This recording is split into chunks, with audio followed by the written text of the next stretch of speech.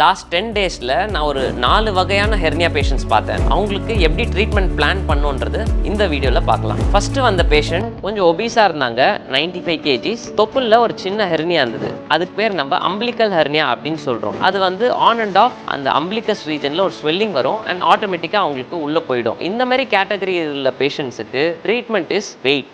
இமீடியட்டாக சர்ஜரி தேவையில்லை. First is to reduce the body weight, bring the abdomen muscles to normal tone and problem வந்தால் அப்போது அந்த umbilical ஹெர்னியாவுக்கு surgery பண்ணலாம். ரெண்டாவது ஒரு பேஷண்ட் பார்த்தேன். அவருக்கு இங்கோயினல் ரீஜன் தட் இஸ் கிராயினில் ஒரு சின்ன வீக்கம் இருந்தது. ஆன் அண்ட் ஆஃப் பெயின் வரும், ஆனால் அதனால அவருக்கு பெருசாக டிஸ்டர்பன்ஸ் இல்லை. பிகாஸ் சிம்டம்ஸ் இல்லாததுனால I told him to plan the surgery when ever feasible. மூணாவது ஒரு பேஷண்ட் பார்த்தேன்.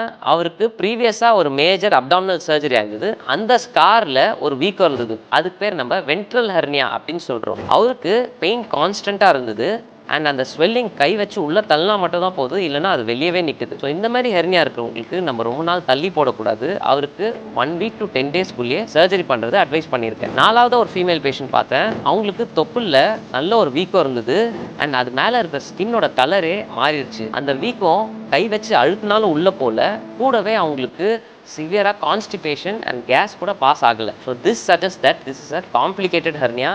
I had to admit that patient immediately and surgery பண்ணி நல்லபடியாக அவங்க ரெக்கவர் ஆகிட்டாங்க.